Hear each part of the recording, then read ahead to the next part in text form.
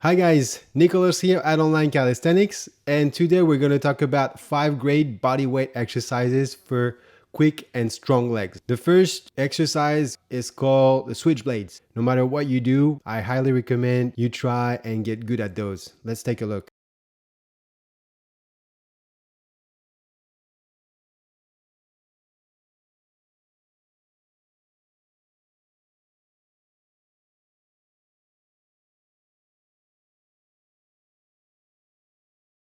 So you want to start in a low lunge, so close range, not too wide, and you want to explode as high as possible.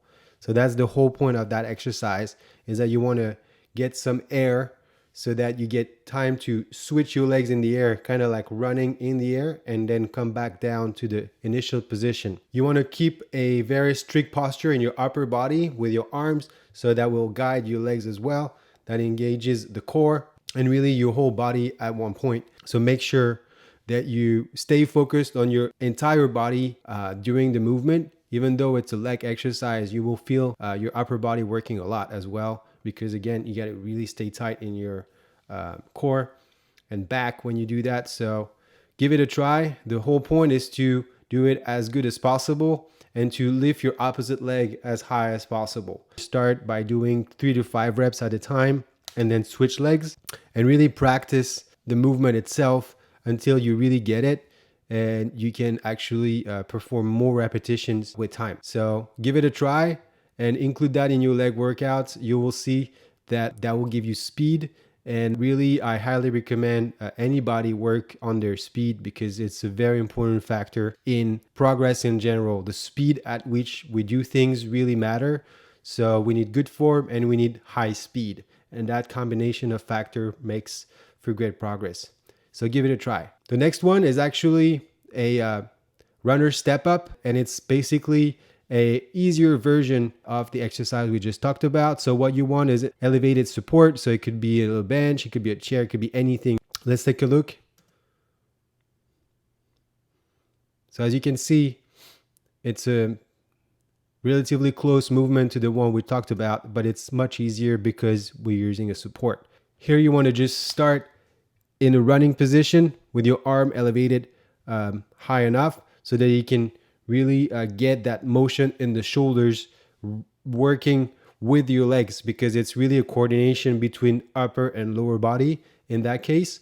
And you want to bring your elbow to your opposite leg. Basically, that's the whole point. At the top of the movement, you want to be sort of connected between your elbow and your knee. The next thing we'll talk about is the box jumps. Many of you may know the box jumps, and I wanted to get into a few details that are important here. First, you want to take off as clean as possible and really work on your landing. So you want to squat that landing down as good as possible. Use your glutes, use your quads, really, and use your feet to land as clean as possible. That's really a pointer here, because I see a lot of people focusing on the jump itself and then kind of landing the way they can. And really, that's killing kind of the purpose of the movement. If you don't land properly, then get something that's not as high as you're using right now and work on that soft landing. That's really crucial.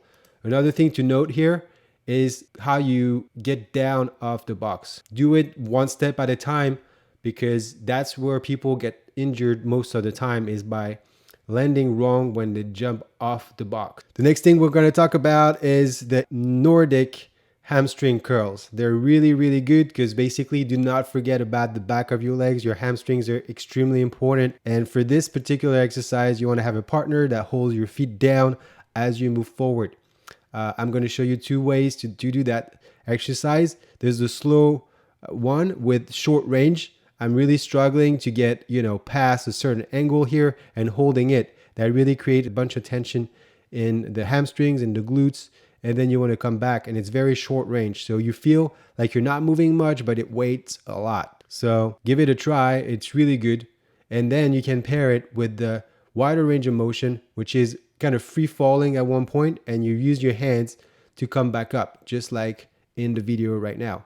Do anywhere from 5 to 10 reps of each exercise, repeat for 3 to 5 sets, and you'll see that it's going to burn a great deal, and you will make progress over time by including these in your workout. The last thing I wanted to talk about today is jump roping. It's a very easy tool to get, and it just really makes your progress incrementally better. So try to jump rope as often as you can. That's going to be a great addition to your leg workouts. In this one, we're going to basically start with the high knees. This is the high knees. Really good to do, coordination wise, really good. And then last but not least, the double unders.